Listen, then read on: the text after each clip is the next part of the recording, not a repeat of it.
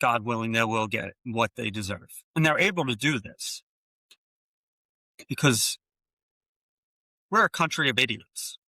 That's what we are. Just morons that just ingest all this slop that they put out for us every single day.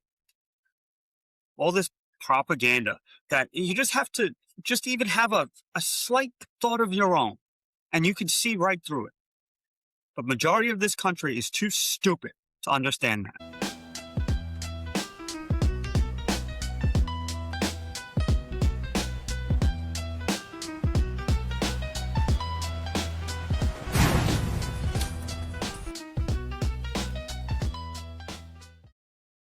What's up, everybody? Welcome back to class.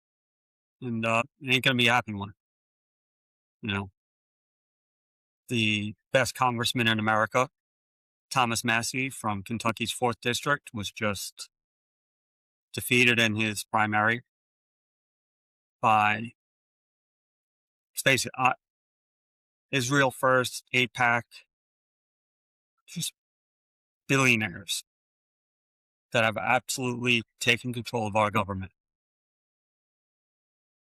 There's no other way to put it. The man he was going up against was a clown. Galarian, whatever the hell his name is. He's an absolute clown. But he took the Israel money. It was the most expensive House race in American history, about $32 million. And Ed Galarian got $20 million from billionaire donors, 3 of them, pretty much 3 people. That's who funded his entire campaign and just funded everything against Massey. Democracy is dead. We don't have anything anymore. We are bought and paid for by Israel. That's it. It's written in stone now. You know, the man was the most principled member of Congress. He was a genius, literally. MIT, electrical engineering, and he had another engineering degree. He holds dozens of patents, a bunch of things that they still use in like the medical field and computing technology, all of this. And he's a genius. Built his own house from scratch with just material from the land. He was a strict constitutionalist. He would never voted to raise the debt, never voted to increase any spending, always voted against all of these wars. Voted to keep the kill switch out of our cars. You know, they want to put a kill switch in every single car starting in, I believe, 28. That every car has to have just an automatic kill switch put into it. Went against that. Went against the FISA spying. Went against the NSA spying. Went up against the climate propaganda garbage. He was the best person against COVID by far in any seat of government. There's no point anymore. That's it. Our entire country is bought and paid for. You know, they spent over $20 million to take out this guy. And the main reason is because he is also the one that got the Epstein files released. It was his bill that they passed.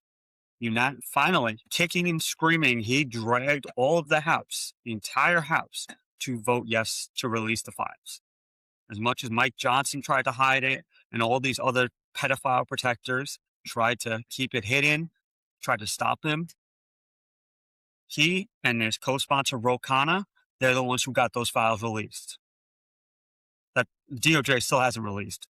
So everybody in there should be put in chains and put under the prison for protecting these people. One member of the Senate voted against it. I wonder what's on his hard drive. But we probably won't know that because he's protecting the pedophiles, the Epstein class that are in charge of us. The president had no choice but to sign it, even though he did everything he could to stop the release of these files to protect his pedophile friends. Now, I don't know if Dante imagined a circle of hell in his Divine Comedy that is terrible enough for these people. because they deserve the absolute worst imaginable fate. That's what they deserve. And they will get it.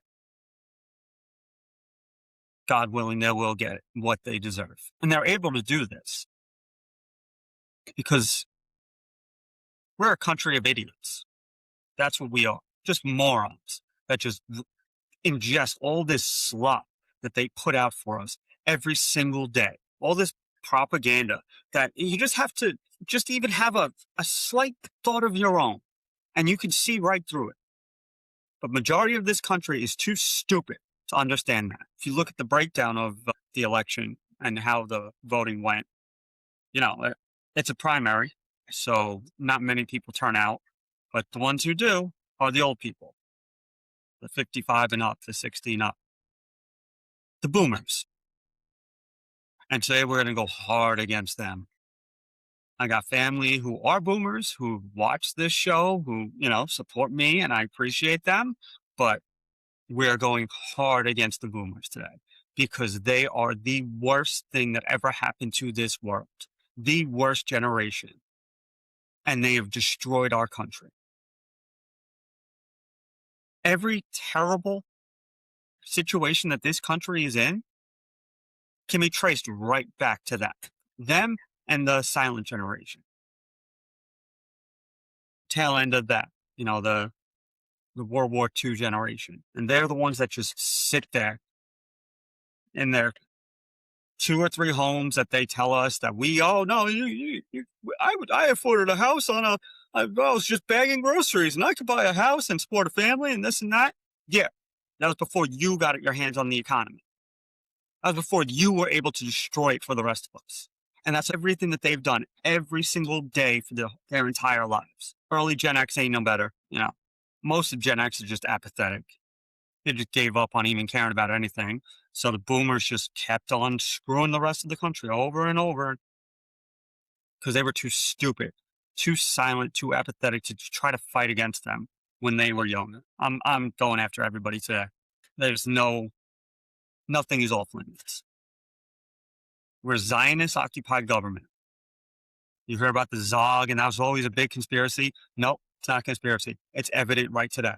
You could see it happening today. It was obvious. Nobody knows anything about this guy, Ed Galarian. Everybody in his unit when he was in the military hates him. He's a liar. All he did was just take all of that money from the AIPAC and Israel billionaires and who just flooded the news with all this garbage, all these lies, all this slop. The majority of this country just eats right up. They just gobble that shit up because they're too stupid to think for themselves. Biggest donor was, of course, Miriam Adelson. Of course, it's Trump's biggest donor. He openly said it. He was in the Knesset, in the parliament for Israel. Gave a speech. Said, oh, yeah, I asked Miriam one time what she cares more about, the United States or Israel. And she didn't answer, but I think I know the answer. It's Israel. Yeah, it's obvious. She's the one who has Trump by the balls. She's the one holding onto his fucking balls and walking him around like he's a dog, doing everything they can, screwing over the Americans for this little country on the Mediterranean coast that should mean absolutely nothing to us. But that's where Epstein came from. No, that's not. Should say that's where he came from. He was American, but that's all he did. He worked for Israel. Epstein was a honeypot blackmailer working for the Israeli intelligence and probably the CIA as well. These intelligence agencies sacrificed our kids, sacrificed children to the sexual depravity of these boomers who tortured, raped, murdered, according to the files, ate, according to the files. Our intelligence agencies sacrificed these children to that. For what? I can't tell you. Well, for their own gain, not for us. Miriam Adelson's husband is the one who's made all the money, pretty much. They were casinos all over the world, and mostly in Asia now. They're in America. They owned a ton of them and stuff. Yeah, same thing, just exploiting the American people, their stupidity, and getting fabulously wealthy off of it. That same speech Trump talks about, oh, Sheldon Adelson used to call me every day and say, hey, I want to talk to you. And it's like, oh, no, but I'm the president. You can't just walk up to the White House and then he'd show up. It doesn't matter. And he'd tell me. That piece of garbage, Sheldon Adelson. He served in our military. And before his death, he said his biggest regret in life was that he put on the American military uniform instead of the IDF uniform. That's who's owning our country. His wife. A devil. That's all she is a demon. You look at her and she looks like a demon. Because she is. Anyway, so that's pretty much who voted. Is just the brain dead boomer who just sit there in their armchairs in their second house, just ingesting all this slop from CNN and Fox News and all this. Just ingesting this garbage, what they've done their entire lives, and just believe every second of it. They're the stupidest people you've ever spoken to. You put out a video of a AI cat riding a horse, and they'll believe it. They don't know how to discern anything that's real or fake. You can look at every tragedy, like I said, every terrible situation that this country is in, and it traces right back to them. They talk about how easy it is. Oh, just own a home, this and that, blah, blah, blah. Yeah. What did they inherit? The suburban boom across this country after World War II. You had houses that we didn't have enough people to sell to. Of course, you could afford a house on a grocer's salary. Then what did they get? Nixon took us off the gold standard, and that destroyed our money supply. So it used to be that every dollar printed, the United States government had to have in its possession that worth of gold. Then Nixon took us off that. And we could just print money. We could just make it up out of thin air. It's fiat currency. It means faith. The only value it has is that we have faith in it. It's tied to absolutely nothing. And they just abused that system every step of the way. They were the generation that said, don't trust anybody over 30 when they were doing their hippie garbage. They're the ones that started the whole sexual revolution that has single motherhood up 50% in this country, over 50% of single mothers. What's the worst thing you could do to a kid? Take a parent away from them. That was them. They're the ones that started all the drugs, started abusing all these drugs, LSD, all this and that. Cool. I got no problem with drugs. Yeah, I'm not on my pedestal to preach about that shit. But I just need to say that this needs to be, they're the hippie generations. They're in the 60s. They're the ones, LSD, mushrooms, weed. That's that. Okay. Forward to the 80s. They're the cocaines. I can't.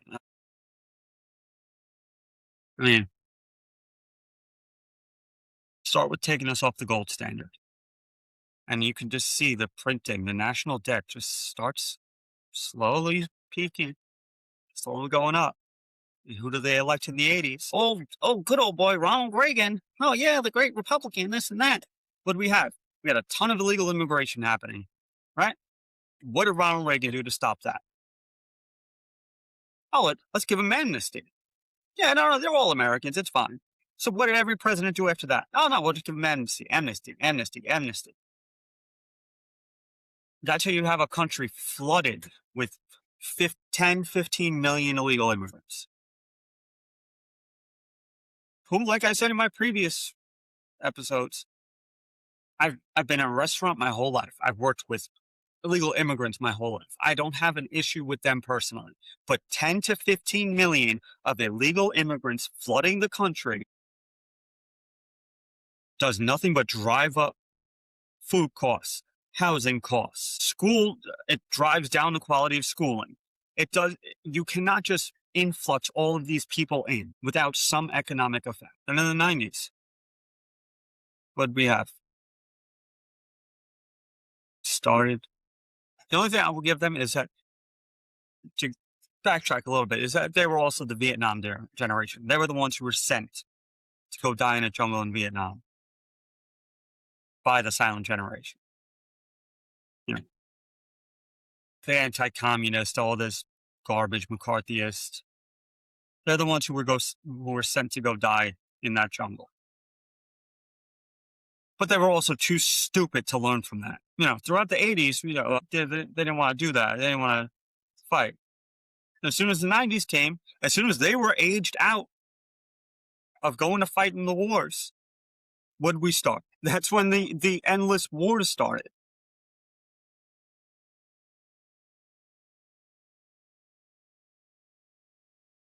We started with the Gulf War under George H.W. Bush. Sent a bunch of Americans to the desert they had no business being in to go kill a bunch of Iraqis that they had no business killing, all because of some drilling oil dispute. Like I said in the previous episode, they were all in the 80s. That was the time that they were giving chemical weapons to Saddam to use on the Iranian people. So we were just mass murdering. Well, they were mass murdering all these people around the world for no reason. There's all these revolutions throughout Central and South America, toppling all of these regimes, just doing what they will, because they were so special. The boomers were so fucking special, right? They just knew, oh, no. They're the ones that started global interference by the American government. That was under them. How many thousands, millions of people died in Central and South America in those civil wars that we started for them, toppling all these governments so that we can install these puppet dictators. Yeah, that was that. How many hundreds of thousands died with the chemical weapons that they gave to Saddam? Oh, that was that. How many Palestinians died as they just backed Israel every step of the way, did everything that their daddy said that they had to do? Just, yes, sir, Israel. Yes, sir. Yeah, no, we'll give you these weapons. Yeah, we'll pay for this. We'll pay for that. Yeah. Oh, yes, daddy. Yes, daddy. That's the boomers. And like I said, as soon as they aged out of the soldier, whatever the term I'm looking for, as soon as they aged out of having to be the ones to go fight the wars, that's when they started sending American boys all over the world to go die. Started in the Gulf War. Kept bombing, blockading, starving the Iraqis all throughout the 90s, all throughout Clinton. And then what did Clinton do? Sent our boys to the Balkans during the breakup of the Yugoslavia. For what? That has nothing to do with us. But no, we gotta go send Americans, and if they have to die, then they have to die, just so that we can, control the Balkans, so that the Russians couldn't get any influence there. That's why. We put bases all over the world. They set up bases everywhere throughout the world. Like, the biggest joke before this Iran war was, well, if Iran didn't want to fight, why would they put their country so close to all of our bases? And then you look at all the bases around the world. What was that for? What do we need that for? We don't. But you know what it did? It gave this boomer an opportunity to give his cousin or his friend, the boomer, a cushy job at some base around the world, getting paid hundreds of thousands of dollars to do absolutely nothing, just leeching off of everybody else, off of all the younger generations. They are just leeching off of, and they have been ever since they aged out of that bullshit. Oh, don't trust anyone over 30. As soon as they turn 30, I don't know. That was it. So you can trust them. Oh, they're the only ones who should be making decisions. And what did we get from that? All this intervention throughout the 90s. You could read Bin Laden's declaration of war, because it got us 9/11. Then what did we do? We sent my generation, my age, a little bit older, a little bit younger even. They went all over the world and just died for Israel and their boomer neocon puppets. Right? Thousands died in Iraq, died in Syria, died in Afghanistan, Libya, how many millions of people's lives did they destroy for that? Stand and now this Iran war. And the boomers still in charge at this time. Biden, Trump, Mitch McConnell, Nancy Pelosi, Hillary Clinton, all these people. This is their generation. This is what they give us. We started off that war by double tomahawk missiling a girls' school. They have no problem sacrificing any child to themselves. But let's get back a little bit now. Backtracking to where I was talking about the drugs. Right. What happened? As soon as they got a little older, they had their fun in the 60s and 70s with the LSD and then the cocaine and all of this and that. What happened in the 90s? Was that all the mandatory minimums? Was that the crime bills? The big crackdowns? When they weren't the ones having fun with all the drugs? And it wasn't for them anymore? What did they do? Mandatory minimums. Harsh sentencing. Over policing. They didn't care about it then. Oh, no, we can't have drugs. No, we can't do that. We did the drugs. We were smart. We could. You guys, no, you deserve to be in jail. You just do. No. Which again, I'm not even advocating for the drug use, and I'm not advocating for allowing drugs to perverse your society, because that's not a good thing. Right? I don't believe that's a good thing. But like I said, it's just the selfishness of that generation is just on full display. All you gotta do is go down the timeline after the 90s crackdown and all that. Who was the head of the pharmaceutical companies and all these government agencies that are supposed to oversee them and all this and that? What did we have in the 2000s? I know I watched it happen with a lot of people that I know. We had the opioid crisis. Why? Because the boomer overseers were bribed by the boomer pharmaceutical companies to tell doctors that these opiates that they were prescribing like candy, like they were handing out Skittles, were not habit forming. People have been using a derivative of the opium plant as a drug for hundreds of years. You hear about the opium dens in China and all these things. They all knew it was habit forming. But your soul, your life was not worth them losing out on profit. So they lied. And all the doctors just prescribed it like candy. And then, you know what? They said, oh, well, maybe it is habit forming. We're going to have to stop giving it to you. Just switch to Tylenol. Oh, you'll be fine. Just switch to Tylenol. And what'd you cause? Skyrocketing heroin use, skyrocketing overdoses. I've buried probably at least 20 people I knew growing up just from this bullshit. And they were happy to do it. As a side note, my own little conspiracy theory that I have, that I have no way to prove this, but I just 100% believe it, is that the only reason that we left Afghanistan was because fentanyl became so easily accessible. You know, before we invaded Afghanistan in 2001, they were a net exporter of food.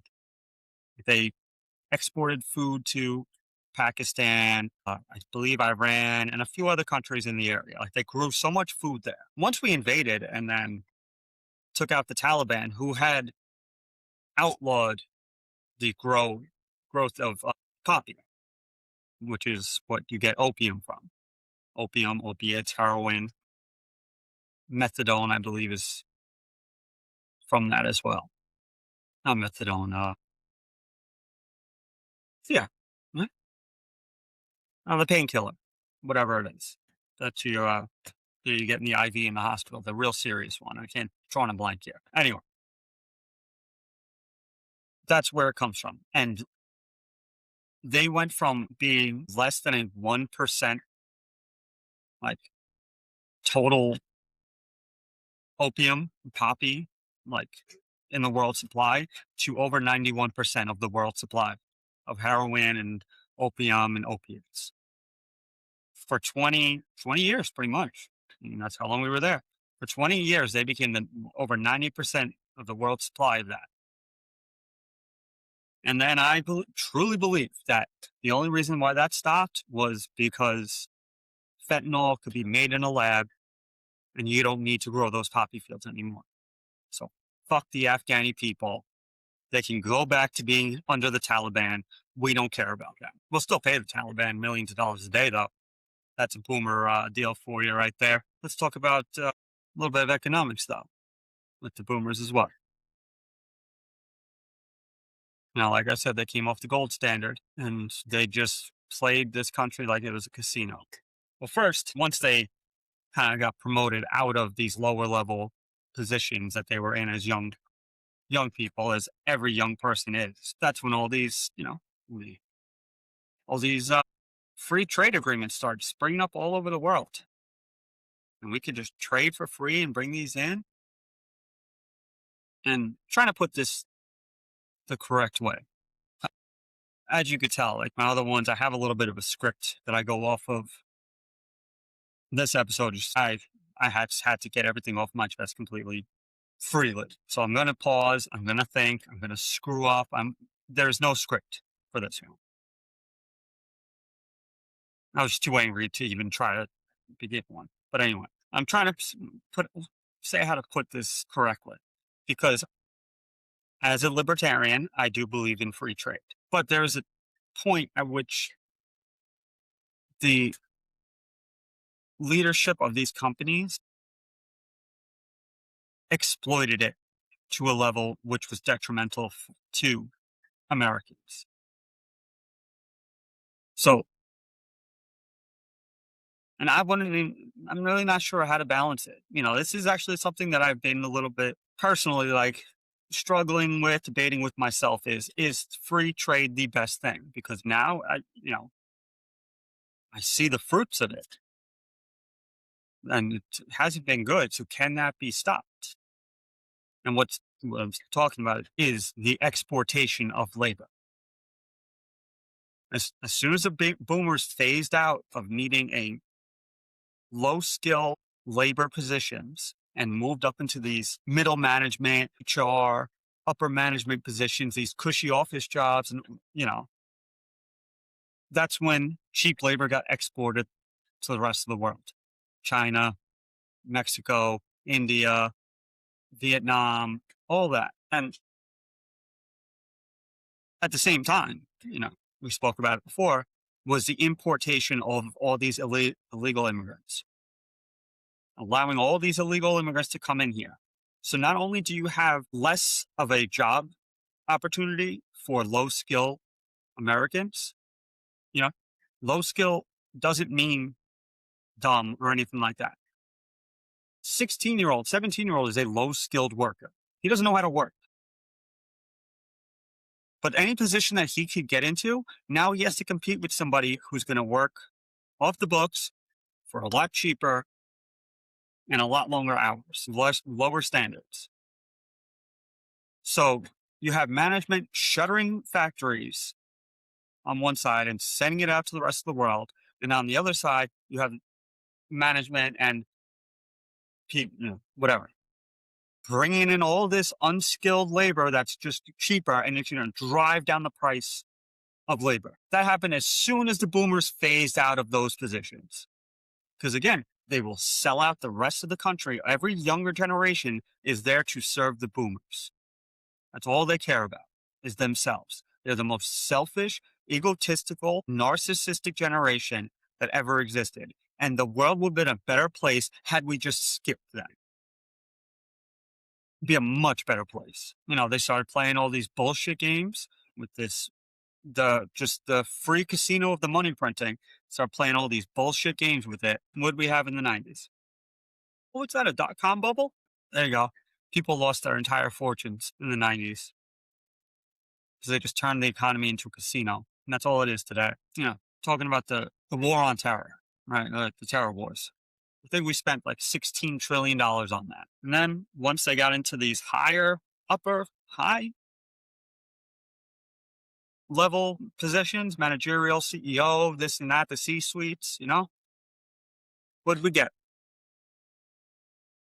What's that? The 2008 financial collapse, because they turned debt into a casino as well. Just gambling on debt, just, rolling the dice, rolling the dice, rolling the dice with people's homes. All these loans that they started giving out in the 90s, all these garbage loans that them, they unregulated, they could just buy and sell these garbage loans packaged together. When we get the housing collapse in 2008, did the boomers take a step back? Like, oh my God, we really shouldn't have messed with the economy like this. We shouldn't have been gambling with people's lives like this. Putting all of our employees' pensions into our own stock, that seems like a dumb idea. Because what if our stock drops? What would happen to our employees' pensions? Oh, they'd be gone. Jeez. Look what happened. 2008, man. Oh, everybody lost their homes. But don't worry, the boomers still had their money, because they were now in these high up C-suite positions. And what they did, they just bought up all those foreclosed homes, foreclosed on homes. Just bought them right up. Oh, this would be a nice second home. This would be a nice rental income. This will be good. This will be a nice getaway house, blah, blah, blah. And what did they do for their friends and all these companies that were just collapsing once the house of cards was taken out? Let's vote for a bailout. Let's give them $500 billion to all these investment banks and all these insurance companies and all the automobile companies that screwed over all the American people for decades now, but not the boomers. Boomers didn't get screwed over. So now we have to help them because, oh my God, can't have AIG go under. What would happen to the CEO? He got a big bonus after the bailout. That's what happened to the CEO. Then it's connected to our last episode. Don't trust anyone over 30. Until I'm a senior citizen and I'm a fat, overweight piece of shit with diabetes and asthma and hadn't left my couch except to grab another tub of ice cream. So we got to lock down the country for COVID. No, you can't go to school, grandson. You can't interact with your family. You can't hug your mother. You can't play with your friends, because then I might be put at risk. I, as a fat, disgusting boomer that has sold out your entire generation, you must sacrifice for me again and sacrifice your development for me, because I might get sick. Fuck you. Seriously. Fuck you. And they're the same people today that are just voting for, oh, we gotta get Donald Trump to save this country. Donald Trump's a bought and paid for Israeli fucking shill. Does everything his daddy tells him to. Daddy Bibi tells him to do it. He sold out this whole country tenfold, sent more of our people to go die, because they don't give a shit about a younger generation. And that's why they just sit there and they get the fucking feedback loop given to them on their mainstream media channel of choice, that they have no brain cells to even think past what that dumb anchor is telling them. I hope once they die off, slowly, I hope the younger generations, my age, Gen Z, we learn from them, because it seems like we are. They just won't retire from these power positions. They hoard all these houses and stuff. They won't sell them. They won't, or if they do, they don't pass it on.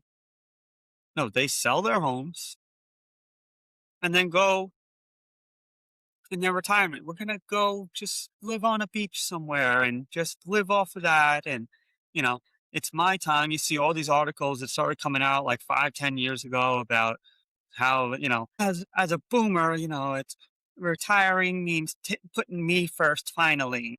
And just saying, screw your family, screw your kids, screw your grandkids. You're going to go live on a beach in Bali or somewhere. And, I hate them. I always will. I always have.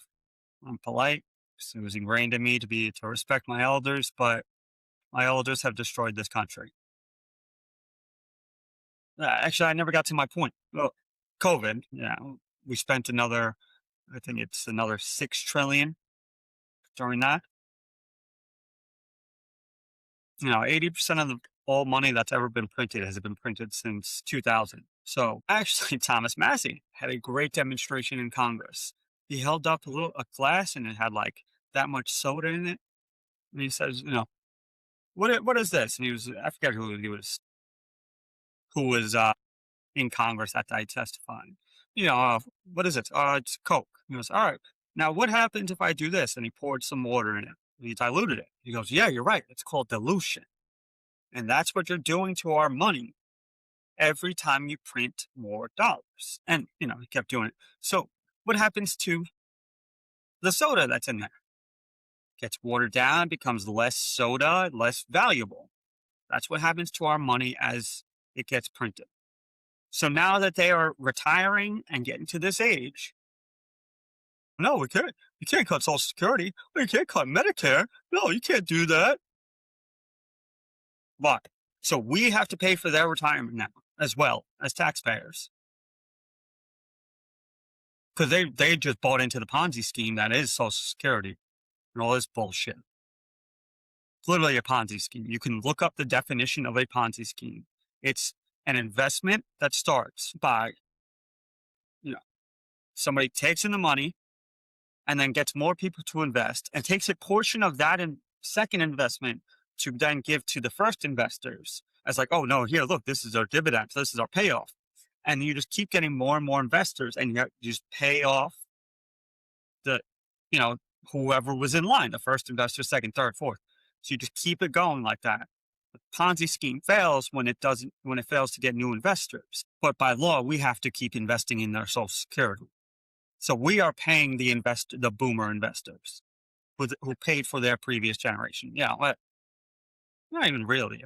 But now we are left with an absolutely worthless dollar. We have nothing. A dollar is worth absolutely nothing. There's a thing that I haven't looked at it in a while, but it was like, the minimum wage in 1972, which is while we were still on the gold standard, was $1.25, which was 5 silver quarters. And give me a second. I'm going to look for it right now. $67.10. That's what the minimum wage back then would buy us today. Except they devalued our money. They took the silver out. They detached it from any sort of value anchor. And they just print more and more and more. I forget who said it, but like, we don't pay anything with our taxes. Like people think like, oh, our taxpayers, kind of in an indirect way, yes, but like, no, literally our taxes are there to take money out of the economy so that it curbs inflation a little bit. So like they print whatever they want, whatever they need, devaluing the currency more and more and more every single dollar that's printed, diluting it more and more and more with this garbage. And the opposite of dilute is the solution is to take some of it out of circulation. And that's all taxes. That's all of our taxes are. That's it. We're not paying for anything. They're borrowing it, printing it, destroying our savings, our investment, everything, so that they can fund their garbage, their bullshit.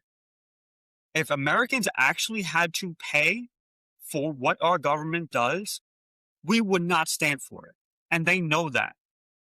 So that's why they switch to this system. Sorry, Magel was crying a little bit. He's got to go out. It's a little bit late. But they know that. So that's why they took off the gold standard. Americans will not pay for all this bullshit that we do if we had to be taxed for it. First of all, we couldn't even pay for it. But it'd be physically impossible to tax the American people 100% to pay for what we do. around and pay for what the government pays for around the world. But if we did, it would be such a better country. We should have to be taxed for every dollar that the government spends, because then people would actually pay attention. They wouldn't just sit there getting their boomer slop off of Fox News or CNN or MSNBC. They'd actually pay attention. Like, oh, you want to build a base, the largest base in the world in the middle of Iraq? Okay, now we have to add another $2 on top of everybody else's tax. I forget how much it was even worth. How much did it cost? Wait a second. All right, so the base that I was thinking of is in Baghdad. So it's about $1 billion. The Al-Assad Air Base, it's called. So you have to tax every American $3. Now we have a base in Qatar. Where is it? Udaid. I don't know how to say it. In Qatar, that's about $10 billion. So now you got to tax everybody another $30. So then we got to pay for the salaries over there. So you would imagine how much people would be taxed to just pay for our military empire. I'm not even talking about the entitlement programs and all of this. And boomers set it up this way. Not even knowingly. I don't think so. They just heard they're selfish, narcissistic, self-serving generation that just heard that, oh, we can have this and we can have that. Oh, great. Yeah. Give me it. Yeah, vote for them. Yeah, give me it. And screw everybody else. And they did it again today. They're the ones that voted for this puppet of Israel to take Massey's spot. The only man that was fighting against all the corruption and all the garbage in Washington. And, I'm just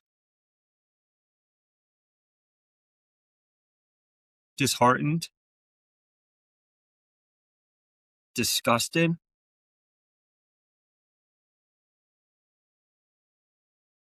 And kind of, I don't know. I won't stop fighting, but this was a hard blow. Watching Ron Paul get the election stolen in 2012, it was a tough pill to swallow, but the presidency, it was always, that was kind of like, all right, I mean, you might be bought and paid for. You got to kind of just get the donors if you want that high of an office. And so it was a little bit easier to swallow.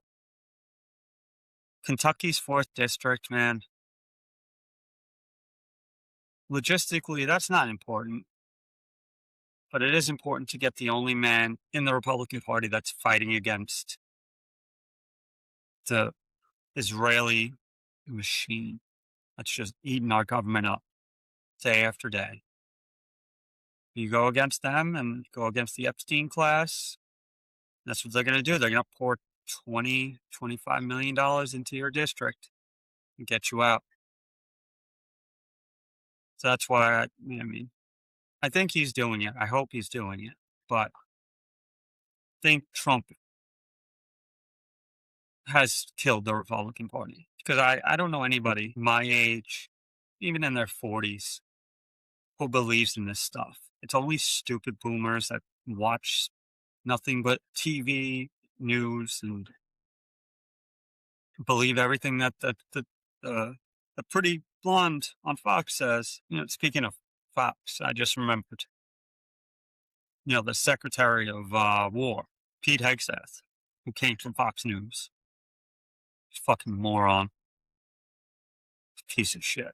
But anyway, he's the one who ordered that strike that killed all those schoolgirls.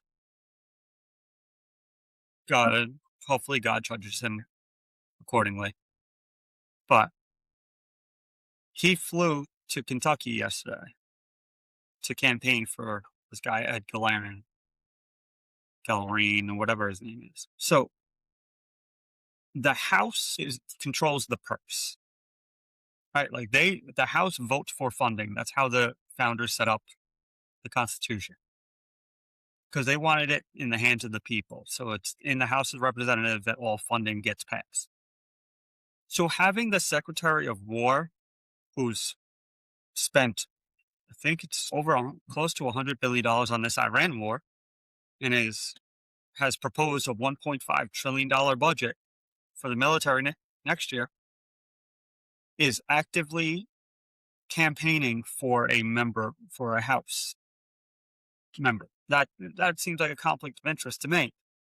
Then again, this whole administration is nothing but conflict of interest. I'll leave it at that. I mean, there's not much else to say. One of my good old fashioned rants, and we'll see you next time, everybody. Take care.